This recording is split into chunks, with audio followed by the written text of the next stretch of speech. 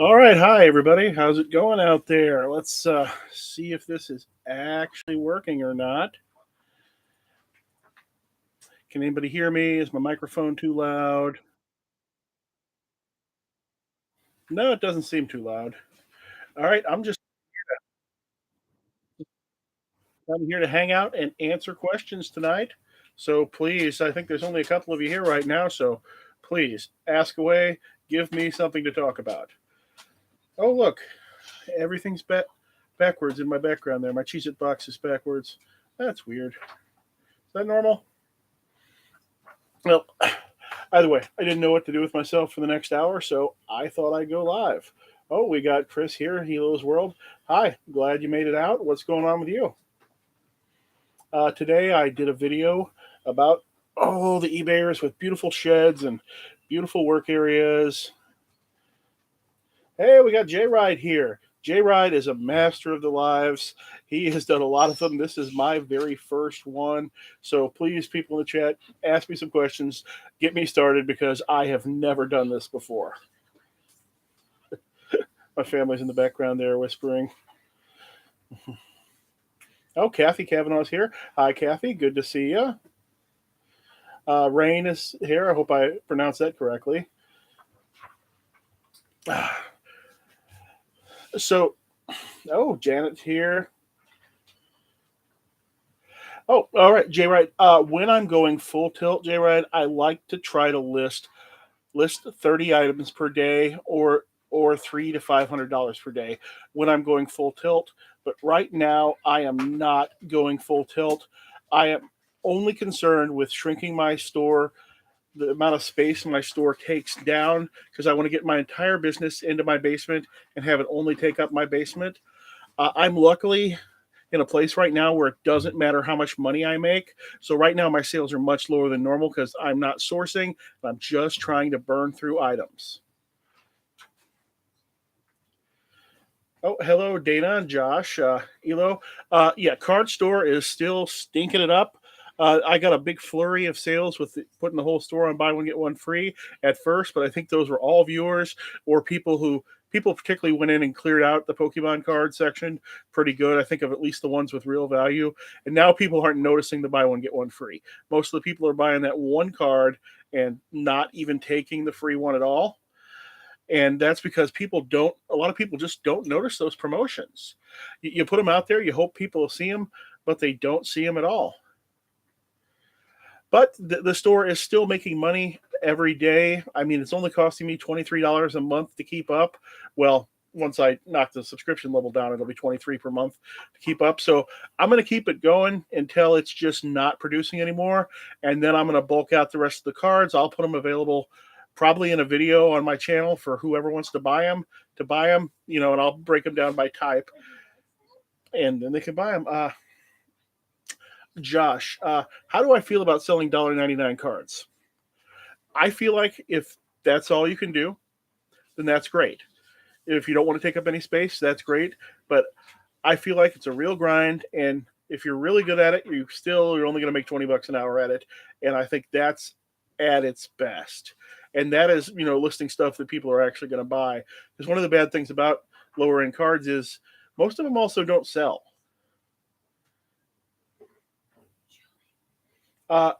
Chris, yeah, I am still listing records off and on. I've only got about 100 left, so I'm not in a huge hurry to get them all out there. When I get in the mood, the problem is a lot of times when I'm down in the basement, I don't want to list records because I'm too busy listening to somebody else's podcast or something else where I can't actually make noise while I'm doing it because I do a video on all my records. And I think the video really does help record sales because you can ask a little bit of a premium on the record, and sometimes you can get it. Jake, I have not done a lot of wholesale buying really, so I'm really not sure of a good niche for that. That's just not my area. My only wholesale buying I've really done is leftovers from the game shop I used to work at. And while I made money on that stuff, it was pretty hit or miss. And I'm trying myself to get rid of a lot of that stuff right now. Josh, I also have no idea how to price 78s. I haven't even tried to sell any of my 78s yet. Jake, I don't have a hatred for books. I just think that most books are bad. There are people who are killing it out there with book sales, but I don't. I myself, I don't have the physical ability or the endurance to go there and look through the stacks and hordes of books and look through 100 books for each one to find a good one. When I see good ones at garage sales, I'll pick them up sometimes by the stack or the box. But as a specialty, I just don't really want to be into it. Uh, how I do my cards as far as taking the photos. DB asked, "How are you scanning your cards? Scanner or taking pictures?" I use an IPEVO document camera. It's a little camera that's on a stand here. You can adjust it however you want. That way, and it plugs right into the computer via USB. That way, I can take the photos while doing the listings. I don't use an automated card scanner. I don't like those. I like the document camera much better. And those things are really cheap. They're only $40 shipped or less sometimes. The Ziggy is the model that I use, and they're very useful even if you're not selling cards. They're good for taking pictures of anything that's flat or just small. You want to do books, media. You can just zip through them, taking the photos while you're doing the listings, and you'll really increase your speed that way. The 411 on the shirt graphic. This I don't I think this is supposed to be some vaguely Pokemon related Charizard thing. This is just from one of those T-shirt websites where they desperately want you to buy 6 T-shirts. I got it a few years ago. I've got multiple Pokemon related shirts because I used to, work at a store that sold Pokemon cards. My daughter used to be really into it. I'm a little bit too old for it myself. I just barely know how to play the card game, and I played through the original Game Boy game once because I was already an adult when it came out. So yeah, so that's what that is. All right. Well, Michelle just sold a set of two Troll guitars times two. The same people, husband and wife, reached out to supply. Oh well, maybe they just both wanted them. Did they buy them on two separate accounts? Because that's always bad when that happens because you can't ship them together. And that's another danger about having two eBay stores. If you have somebody buy something on each of your stores, you cannot combine the shipping of those items. That hit me once while I was still working on having one card store and one non-card store. Uh, I moved. Jake asked, "How long have I owned my house?" I live in an expensive part of the country. Portland is probably the wrong area to be a full-time seller. I've owned moved into this house. What, honey, 13 years ago? Yep. Okay, yeah, we bought this house 13 years ago. I paid it off last August. Now, I live in an inexpensive part of the country, and I also bought at the very bottom of the market. What I paid for my house is probably initially is probably less than a lot of people would even put as a down payment in most other parts of the countries. So I'm been very blessed that way. And the fact that I paid off that house means that it also doesn't matter how much money I make right now anymore. My wife's salary alone pays for everything we need to do. Everything I make is extra. When I'm going good, I actually make a lot more than her. But when I'm going slow, like right now, when I'm concentrating on consolidating business things, she's making more than me right now. And that's okay. We both contribute and we just keep building that balance. Uh, Portland with high expenses can be a harder place to be a seller. Hey, J Ride, thanks for the super chat, man. $4.99. Everybody, if you're not a fan of if you're not sub to J Ride too, please sub to him. He, me, and him have very sim. We entered at about the same time. We have similar number of subs. He is younger and more attractive than me, though. So, you ladies in the audience, you might want to check that out. And I think we have similar content. Hey, the real Zach Darden said shirts dope. Hey, thanks, Zach. Jay Smith, does your strategy of lowering the price every few months eventually backfire when you sell a record for $3? Isn't your hourly wage higher, letting it sit until it sells for a low but profitable price? No. The fact is, anything that gets down into that $2, $3, $4 range is junk to begin with. I probably should have never listed it, and I'd rather get that $2 or $3 than fill my basement up with junk. Because there's a reason why I do 10%. That keeps, I don't do 10% off the original price every month. I just reduce the price 10% every month. So if it starts at 100 after sorry, 3 months, not month. If it starts at 100, it goes to 90 after 3 months. Then it's going to take 10% off that 90 3 months later, go to 81, and so on. I very rarely get the price that wrong. I've had very few things survive to the third markdown. So I'm usually not that wrong on it. Uh, Bob Ziploc says, is there a way to charge for a $2 box in the shipping part of eBay, or do you just add it to the asking price for the item? Uh, you can add a handling charge if you're using calculated shipping of $2 to cover that box. You could add it into the price of the item, or if you're using a fixed shipping price, you put it in there. I use fixed shipping price on media and first class items, and I do particularly on the media. I am accounting for a 70-cent record mailer in what I charge, because most of my media items either use that record mailer or they're a book that actually weighs more than a pound. So putting that 70 cents cushion in there helps me out either way. Oh, Harry Tornado is here. Uh, Josh, hey, thanks for all you've done for me. Your shout out, your mentions before have done so much for me, and thank you for showing up here. That is great. I have been back on watching all your videos again. Love seeing what you're doing there. Michelle said, husband and wife both had separate accounts. Wife was non-existent when I checked it. Looks like she set it up just to buy this. Weird. Husband, no reply. It now says delivered. Hey, if it says, I wouldn't worry about it. Wouldn't ask about it. Wait and see if the problem comes back to you. I try to not contact customers to do anything to remind customers of the transaction after the fact, because I used to have my feed. I used to leave feedback in bulk. Later on, I dropped 500 positives at once. When I was a card seller, when I was full-time cards, I sent out 50 orders a day. And what I found is every time I do that, somebody would then suddenly get that positive feedback. It would remind them of the transaction, and then they'd somehow have a problem with the transaction. So now I have my feedback set to go automatically when the people buy the item, and then I never do anything to remind them afterwards.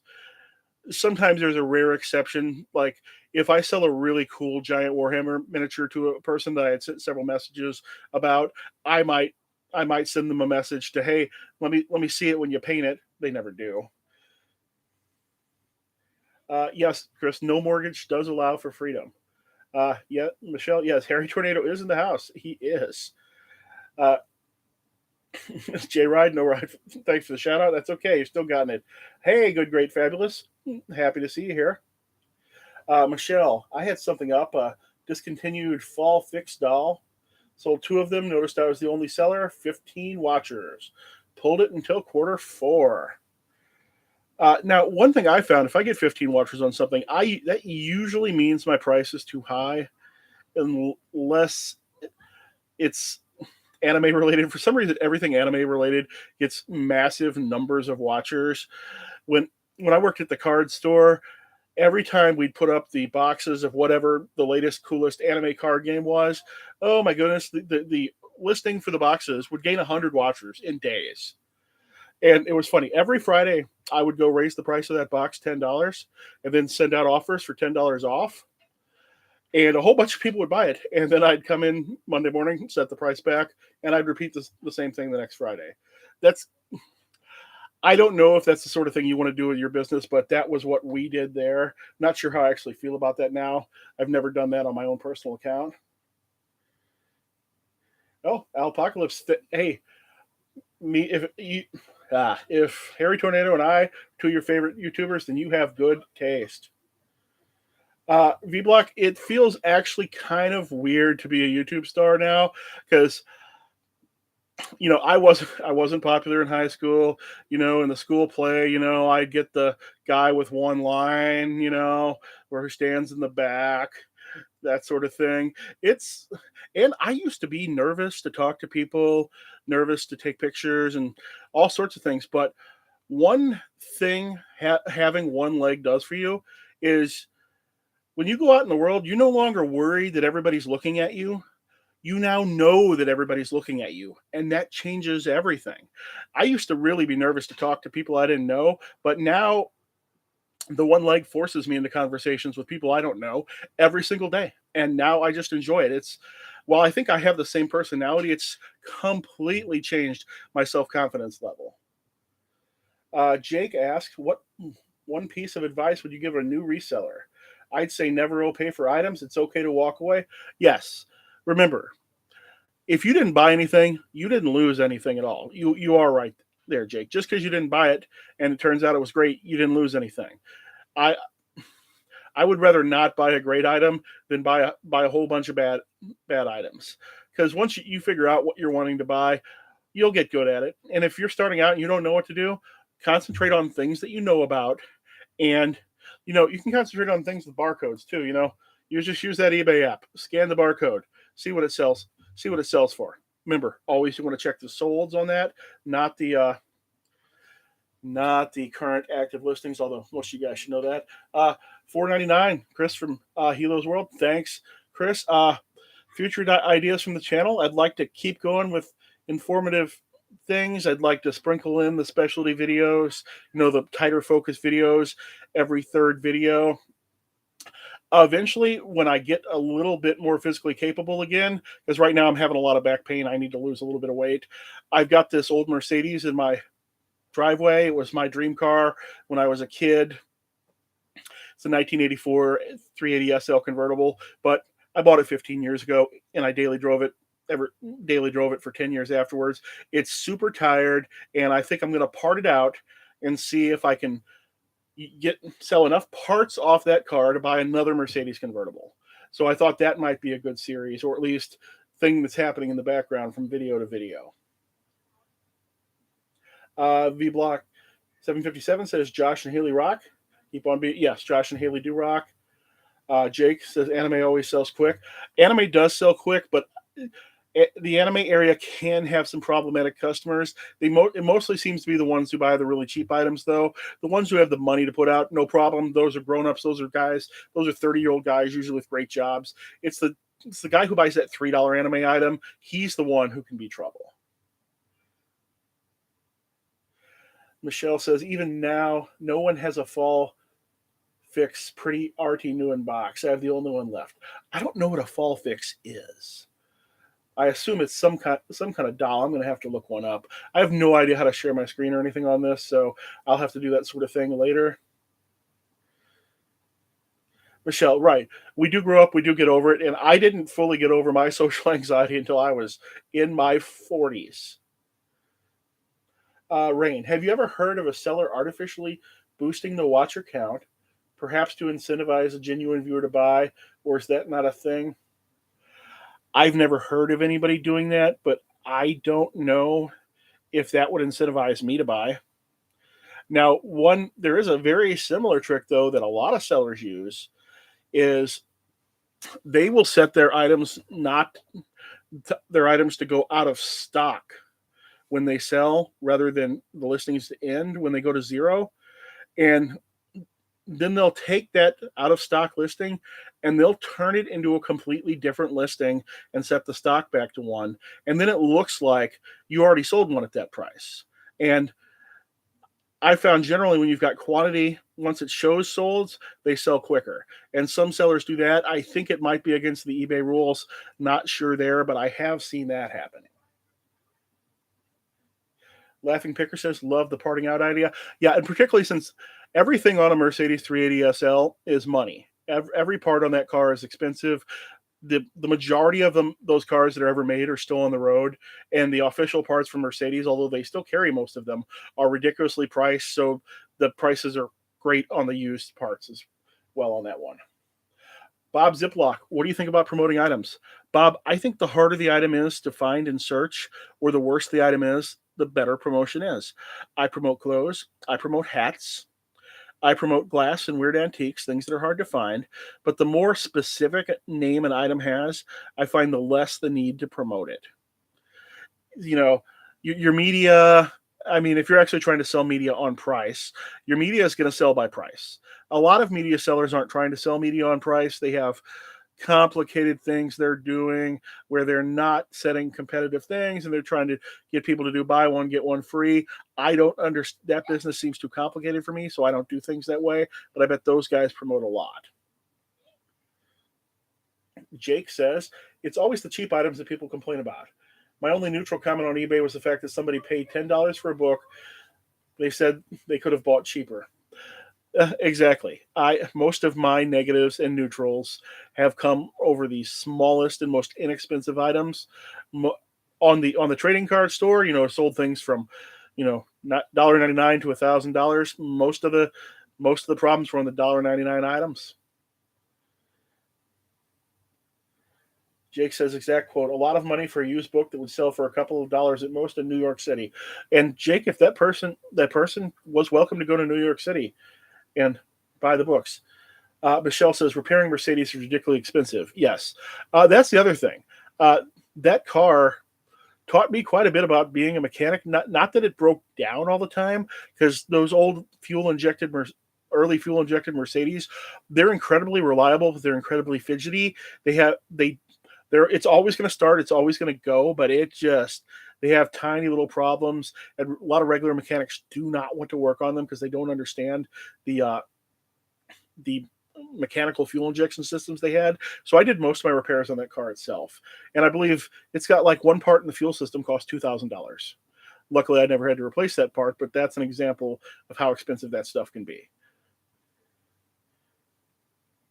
The wood panels on old Mercedes are like gold. Yeah, all my wood panels on the inside are wrecked though, because it's a convertible and it's gotten wet on side too many times. Dragon Value Home, hey, nice to see you here. Dark Toy Lord got a recent neutral. Customer complained that he didn't like cell shaded action figures. Right, don't buy cell shaded action figures. Most of the neutrals and negatives I get are really not deserved. Usually, when I actually do make a real mistake, the person reaches out to me and I handle it because I make mistakes. I ship the wrong person the wrong item sometimes. That's really easy to do when you're doing trading cards and you got 50 orders stacked up on top of each other, and one gets out of place and you just miss it with your brain there as you're checking the name against the label. But I just fix that stuff. I think some people don't think they have anything they can do but leave a neutral or negative feedback. Like in the early days of eBay, that's all you could do. You could leave a neutral feedback and negative feedback, and that is it. And nobody had perfect feedback back then either. Chai, I hope that's pronounced Chai, got a negative feedback on an Xbox 360 game case that got cracked by the post office. $5 item 12 months ago. So when you got one recently, I felt your pain. Yeah, I had somebody force return a record recently because the plain white label, on the inside, somebody had written their name on it. Not only was it in the photos, but it's the plain white label. It wasn't a label that's specific to the record or anything else. And they force returned that, and I ended up leaving it at the post office because it was going to cost me $9 to pick up from the post office. And excuse me, everybody. Could somebody bring me a drink? Could you bring me a drink? Okay, my worst return, however, was a very abusive customer who bought a camera lens. He bought a lens that didn't fit his camera. It was a very expensive lens. It was like $300. It didn't fit his camera, though. A $10 adapter could have made it fix his camera. I offered to buy him the $10 adapter. He instead forced through an item not as described, and then he waited until the very last possible day to ship it out. That was my worst return ever.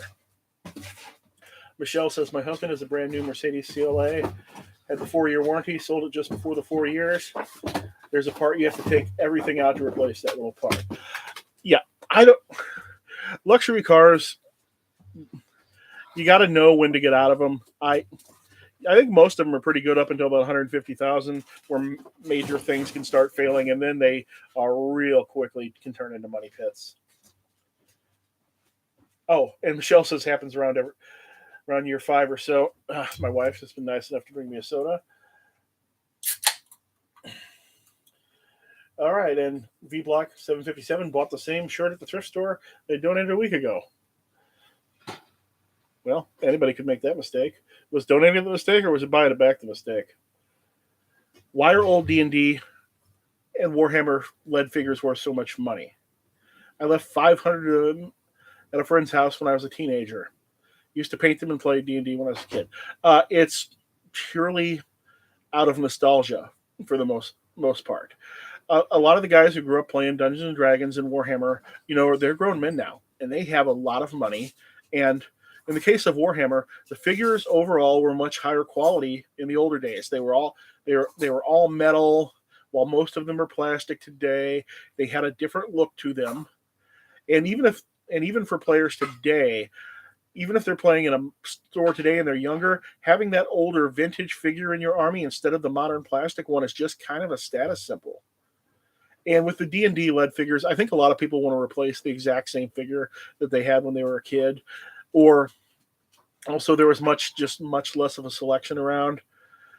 So they're just trying to build those up. I think they make nicer fantasy figures now than they did back when I was a kid. Some of the new ones are amazing, provided you buy the metal ones. I don't like the plastic ones; they break too easily.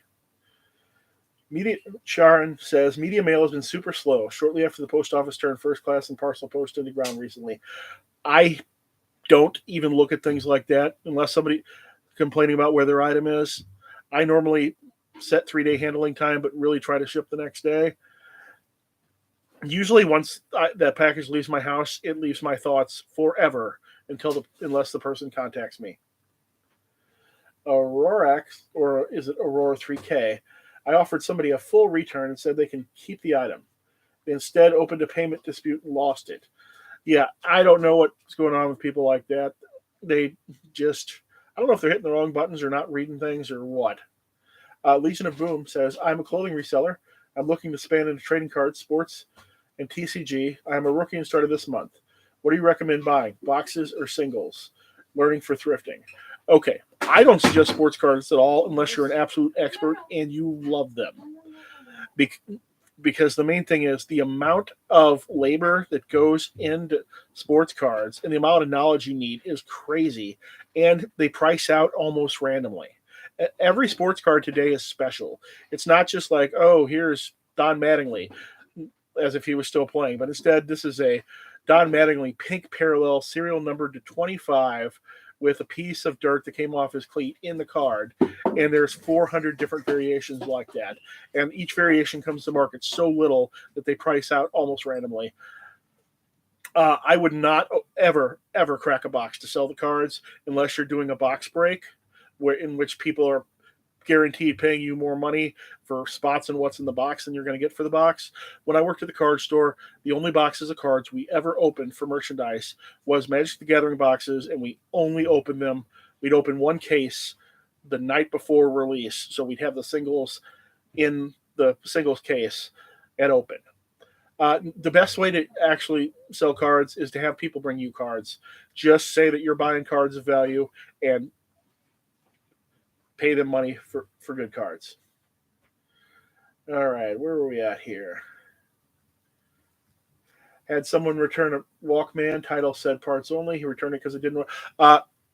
I like, for things like that, I like to put broken as the first word.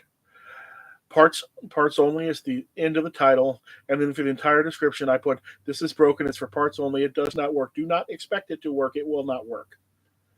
And usually that's okay. But yeah, you want broken as that very first word.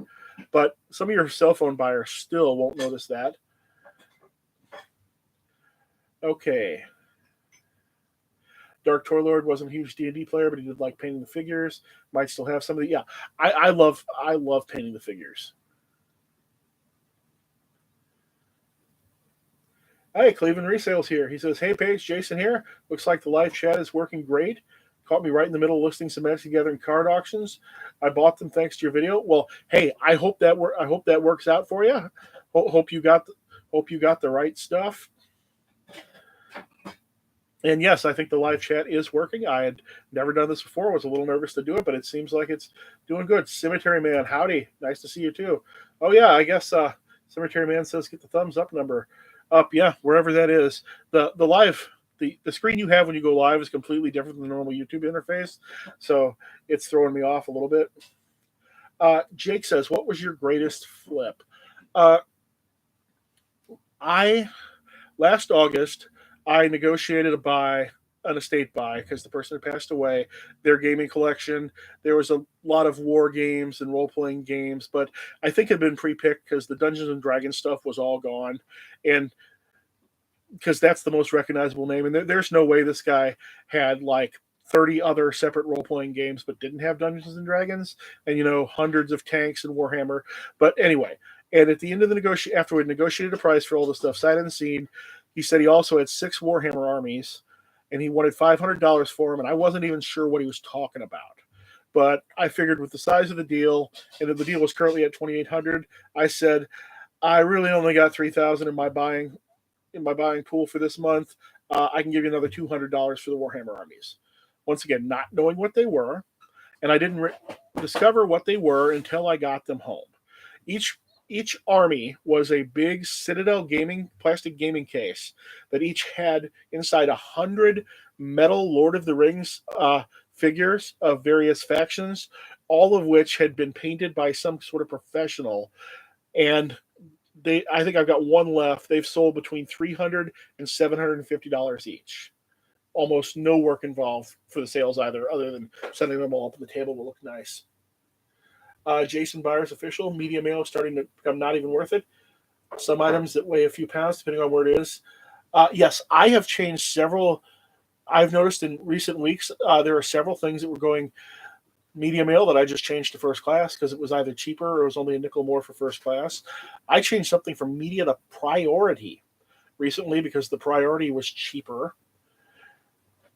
Because with the new priority changes, a lot of stuff like £4 to a close zone is like $7.15, while media is going to be the same price, I think, no matter where it's going.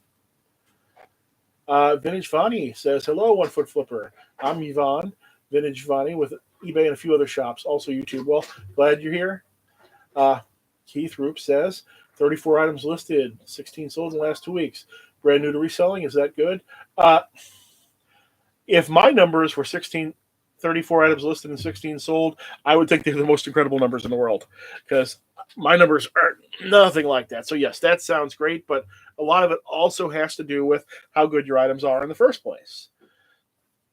And my items are often not as good as other people's items. Since I'm in the wheelchair, I cannot pound the pavement as much as some other people trying to find the best items in the world. So a lot of times I take the deals that come to me, and sometimes there's bad with the good there. Let's see, who else do we got? Mike Stycast says, "When will the shout out to my eBay store be?" Did I miss you, Mike? Should I have mentioned you in a video? I will write that down right now, because I didn't want to miss anybody that I should have mentioned. Okay, JDad303. How can you tell if it's authentic or not? My son 10 was with me at a trade show and came back to the booth with a fake card. I couldn't tell as it was Pokemon, but I would figure fake is big in cards. Most fake gaming cards are so bad that anyone with any card experience can tell them at a glance. Especially the fake Pokemon cards, because usually the fake Pokemon cards are hollows, the shiny ones, and they're not even made with the same process as the real factory cards. But the actual details of how to tell a fake card varies from card type to card type, and if it's a really valuable card, you could be getting the jeweler's loop out. I used to carry one around with me, because when you're looking at a $300 card, $500 card, you want to make absolutely sure it's real, because the Chinese fakes, particularly of the Magic the Gathering cards, have gotten very good. The fake quality on the Pokemon cards is not good at all. It's all garbage. The fakes are just sold to children, basically to give to children. They're not usually sold to actually try to defraud people. Okay, Hilo spent $288 at a yard sale once. Gold Tops Rock says, first time caller, long time listener. Being you live geographically in the middle of the country, do you like flat weight shipping? So how do you compensate for Hawaii, etc.? All right. I do flat rate for my items under 1 pound and for lighter single media. I don't do flat rate for anything else. Just because I'm in the center of the country doesn't mean that my shipping prices don't don't vary. My shipping prices can vary 120% based on location. So I don't do any flat shipping. I only do free shipping on very individual niche items. I think right now in my store I have one item with free shipping. It is a sealed Magic the Gathering box. Everybody else who has theirs list has the item listed has it for free shipping, and I just have mine listed because to easily show the other people that mine is the cheapest. Otherwise, I never do free shipping and don't do flat shipping on anything heavy. Bob, do you tend to sell more on the weekend versus the weekday? I don't. I used to look at that sort of thing. I don't any. I don't anymore. I used to think that the weekends were worse than the weekdays, but I'm really not sure anymore. I tend to not care about my daily numbers. I care about my monthly numbers, my quarterly numbers. Your daily numbers are not important. If you're obsessing over your daily numbers, you're wasting time and mental headspace on something that doesn't matter. Look at what your week is. Look at what your month is. Doesn't matter what yesterday was. Uh, Jake flipped a $250 book into 150. Awesome. Ed retracted his message. Keith has watched all my videos so far. Thanks, Keith. There's been 100 of them so far. This is 101. Not, not counting the ones in the members only area, of which there's only one member so far. Mike email. Oh yeah, Mike, I got that. I got that email, and I completely forgot about it. I wrote it down though. Uh, Chai asked, "Did you find your box of Death Pile monsters?" Yes, I did. Apparently, I had poured that box into a tub and put that tub on a high shelf, and the Death Pile monsters were in there along with two of their friends. So I've got much lower stock of the friends though. eBay. Ed asked, "Did eBay try to automatically send some of your cards for authentication?" Yes. I've only had a few cards of the dollar amount that required authentication, and all of them went through authentication just fine. And I never foresaw an issue with that because they were Magic the Gathering cards, and I was a category expert in that. I and I knew the sources of those cards, and I literally examined the jeweler's loop. So I knew that. Yes, Rancor Prime says it's hard to fake old card stock. It's hard to fake the old card stock. Uh, and the other thing is the printing process that you can actually see if you use the jeweler's loop. That's really hard to fake. You're not gonna you can't actually inkjet print yourself something that looks the same under a jeweler's loop. Cemetery Man, me and my wife are starting to pull out our Halloween items to list. Is it too early or good timing if the store is putting out Halloween? In my opinion, sells all year round. If I get a Halloween item, I will list it right away. My only thing is that I will not mark down a Halloween or a Christmas item until it has made it through that season one time.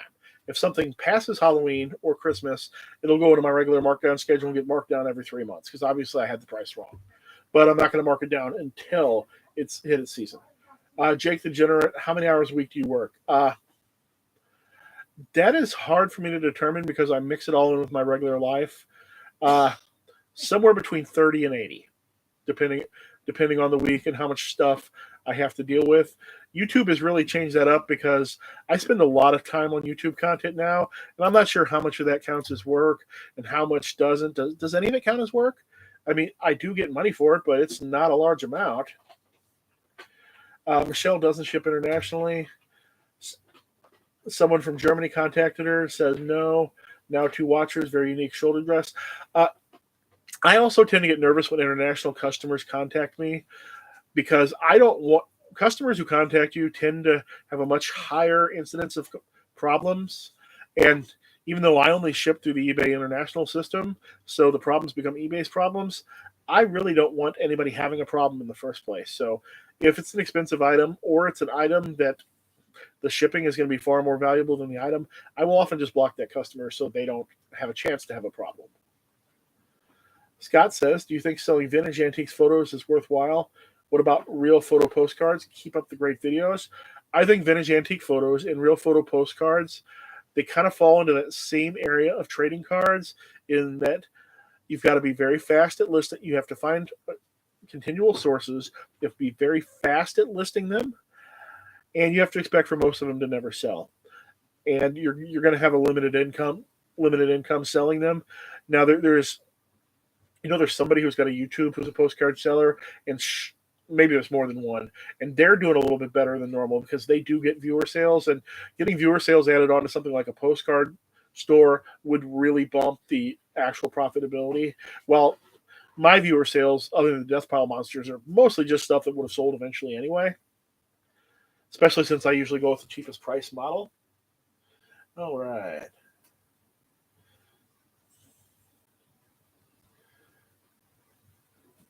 Where were we?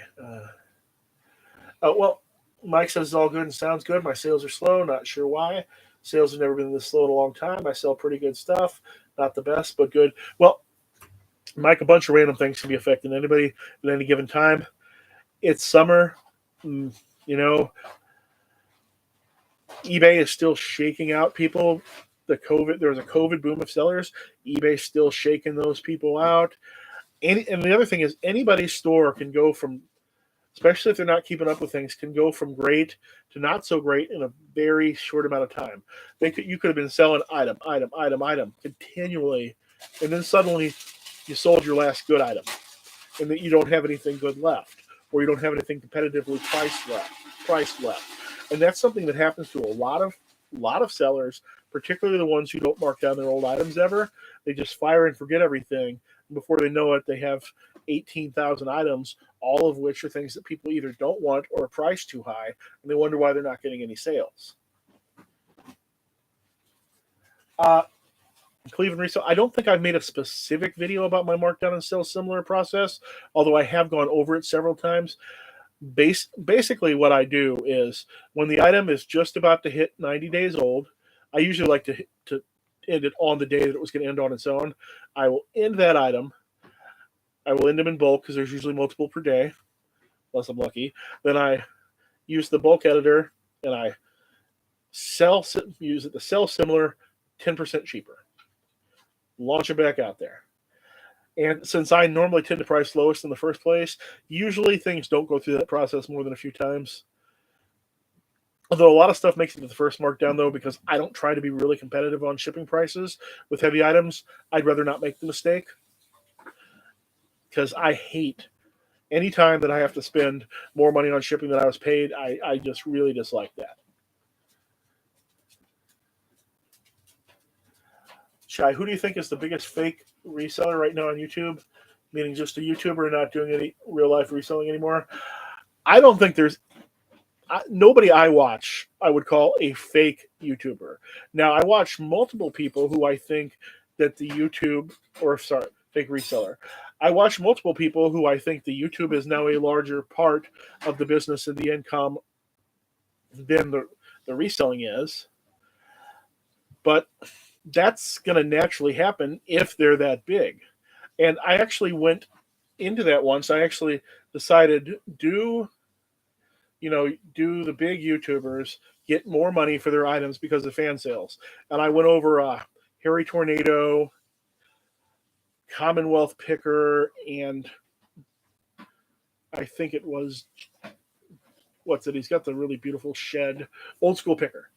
I went over it and I compared some of their sales to items that were available at the exact same time the person bought the items. I actually found that Harry Tornado's prices were very, very mostly in line with exactly what was selling. Commonwealth Pickers were only a tiny bit above market. What actually surprised me was the person who was actually getting the highest over market prices was... See, I'm live. That's why I can't remember the names of people I watch every day right now.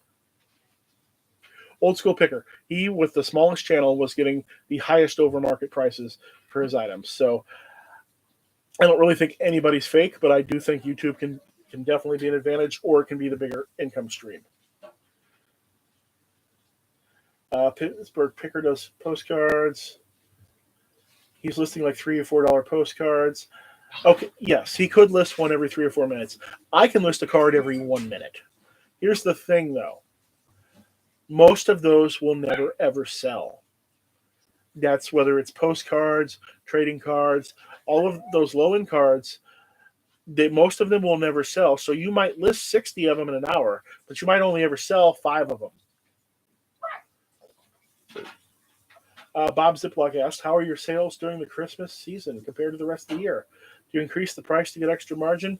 I don't increase any of my prices ever. I price check my prices generally when I list the item, and either it gets marked down from there if it's marked down. If it's a multi-quantity, I just tend to leave it as is. If it's selling, once it sells one, I don't tend to touch the price unless I notice it's really been sitting there for a long time.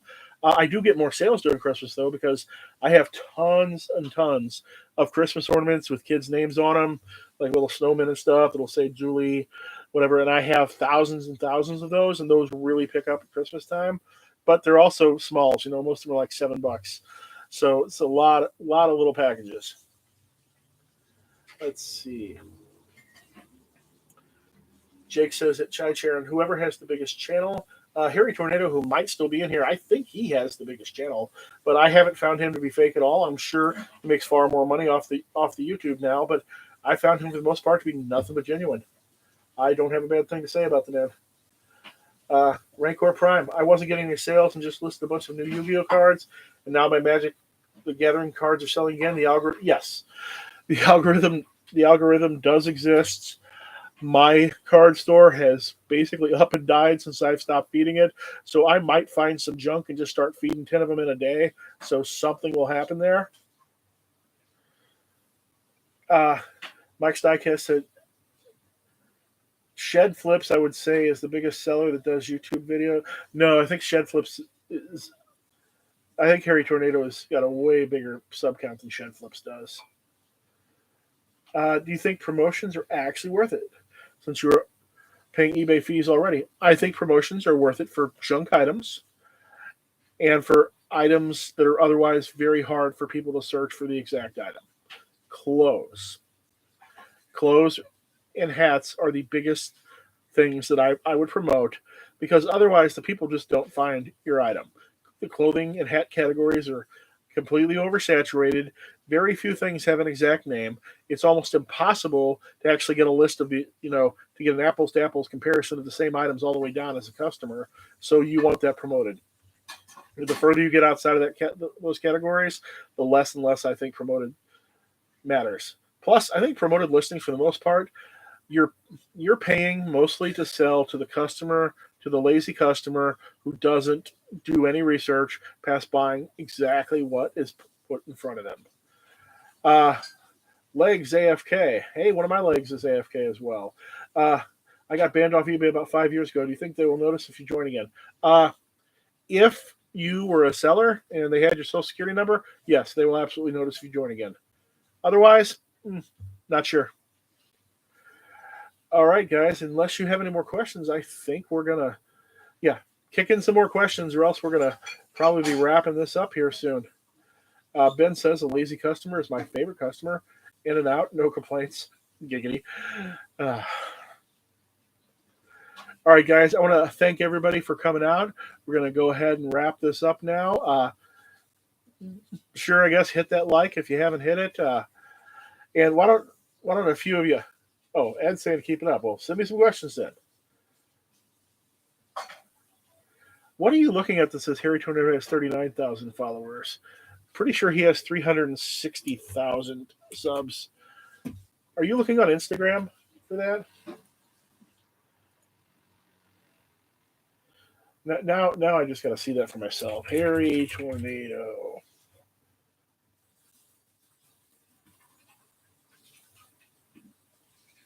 Harry Tornado has 372,000 subscribers.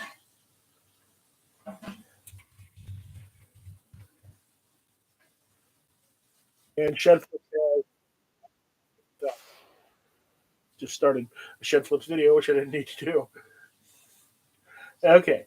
All right. Hey, thanks everybody for coming out. Thanks for hitting the like. Hey, what else need me to check out my buddy Chris Helo's World channel? If you need something to check out after this live, I'd really like to get him a few more views. And that's it, I guess. Thanks for coming out, everybody. Anybody know how to end a live? Oh, there it is. The end stream button was hidden behind my camera. See you guys later.